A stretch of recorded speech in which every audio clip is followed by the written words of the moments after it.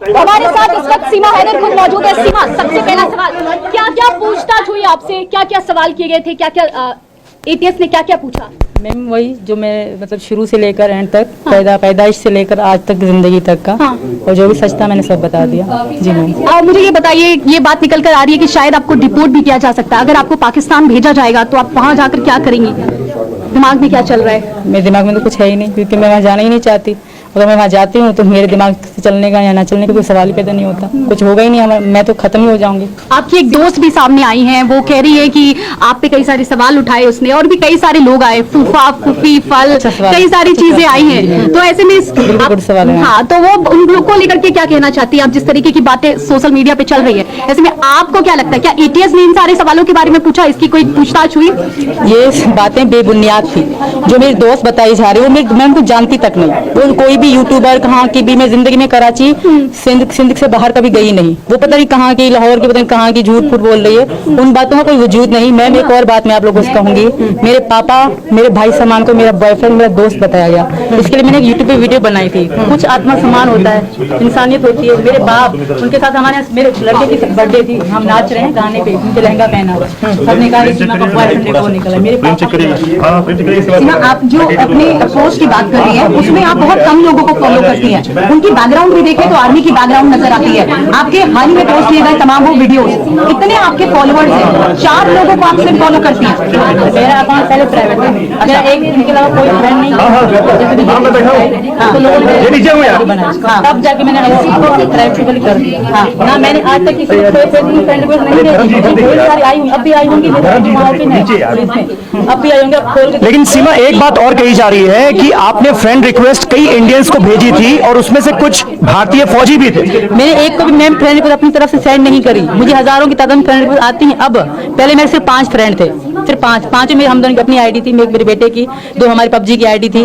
वो सारी मेरी अपनी ही आईडी में मेरे फ्रेंड थी और मेरा अकाउंट लॉक था मेरा। ये अभी मैंने पब्लिक करा है। जब मैंने पब्लिक करा तो ढेरों सारों की रिक्वेस्ट आई हैं और मैं तो चलाती भी नहीं, मैं किसी और के फोन में लॉग इन करी थी। अच्छा, आपके भाई को लेकर जो था कि वो फौज से जुड़ा हुआ है, आपके रिश्तेदार जो फौज से जुड़े रहे हैं, यही वजह है कि सारे इन्वेस्टिगेशन के आधार पर आपसे सवाल हो रहे हैं कि क्या आप किसी मोटिव के साथ भारत आई हैं? ऐसा कुछ नहीं है मैम, हम बात करते थे। मेरा भाई तब मजदूरी करता था। हाँ, हमारी जब बातचीत शुरू हुई तब मेरा भाई मजदूरी करता था, एक मजदूर था।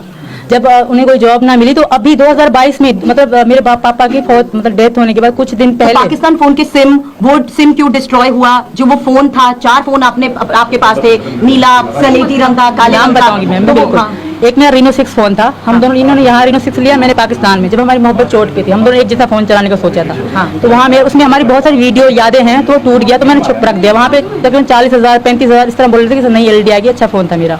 तो इन्होंने कहा यहाँ ले आओ, यहाँ सस्ते में बनेगा, हम बनवाएंगे। वो मैंने रख दिया था, तब से पड़ा हुआ था, 2022 से लेकर तब से पड़ा हुआ था। मैंने पोको X3 लिया, एक मेरे लड़के का था। लेकिन सीमा, आपने ये सब कुछ इसलिए तो नहीं किया कि आपको सोशल मीडिया स्टार बनना था, उससे कमाई करनी थी? मैंने जिंदगी में कभी फोटो भी पब्लिक नहीं करी, कभी फोटो भी पब्लिक नहीं करी। जब मैं मीडिया में सबने देख लिया तो मैंने देख लिया सब कुछ। और ये कोड क्या है? फूफी, फल, ये सब क्या है? जो शब्दों का इस्तेमाल जिस तरीके से हो रहा है, जो चैट में बातचीत है, मैंने करी है फूफी फल। मुझे इनका पता ही नहीं है मैम, ना मैं मीडिया देख पा रही कि मेरा फोन नहीं है। लेकिन कहीं ऐसा तो नहीं पाकिस्तान की खुफिया एजेंसी आपको स्लीपर सेल की तरह यूज करना चाहती है? अगर ऐसा कुछ भी हुआ, मैं यही हूँ, मेरे साथ जो चाहे आप लोग करना, तब आप लोग। लेकिन अब तो आपको पाकिस्तान डिपोर्ट करने की बात हो रही है ना? ऐसा नहीं कर सकते। ऐसा करेंगे ऐसा करेंगे तो मैं समझूंगी भारत मुझे जानबूझ के मरने के लिए, मैं नहीं जा पाऊंगा। अभी क्या क्या सवाल है? कितने सवाल हुए आपको? मैम बताया शुरू से लेकर आखिर तक, पैदा होने से आज तक का सवाल मुझे करें। ठीक है, सवाल करें, क्या क्या सवाल हुए?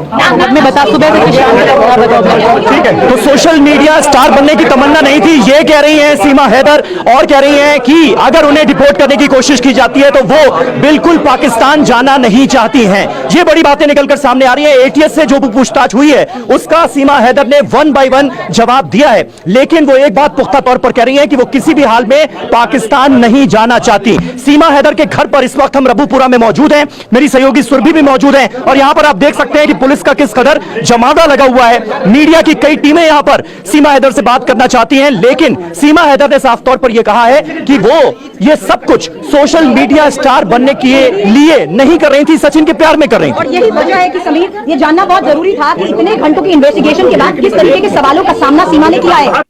मैंने यही सवाल किया क्योंकि इस वक्त हम देख रहे हैं यहाँ पर भी सब मेरी समझने की कोशिश कर रहे हैं और तमाम टीम्स को भी यहाँ पर जिस शक के बिना पर सीमा से पूरी इन्वेस्टिगेशन की जा रही थी, अभी तक की उसकी गतिविधियां क्या रही है, किन लोगों के वो कांटेक्ट में रही है, फोन के जरिए भी जिस तरीके से हमारी सहयोगी ऋतु ने सवाल किया कि आखिर किस तरीके के सवालों का सामना आपने किया है, हमने जानने की कोशिश की उन मोबाइल फोन के बारे में। 4 मोबाइल फोन सीमा के पास से बरामद हुए थे, जिसमें से तीसरा मोबाइल फोन का सिम को वो सिम नहीं था, उस डेटा को रिट्रीव किया गया। तो इन्वेस्टिगेशन में कई बड़े खुलासे हुए, इसी को लेकर हमने सभी सवाल किया। एक बात और उन्होंने महत्वपूर्ण कही, क्योंकि ये बात बार बार कही जा रही थी कि क्या भारतीय फौजियों को भी उन्होंने फ्रेंड रिक्वेस्ट भेजी है।